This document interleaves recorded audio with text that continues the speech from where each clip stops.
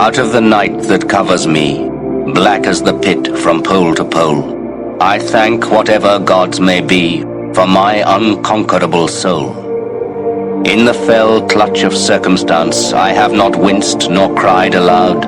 Under the bludgeonings of chance, my head is bloody but unbowed.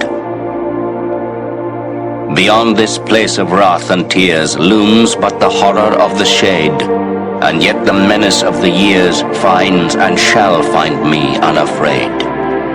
It matters not how strait the gate, how charged with punishments the scroll.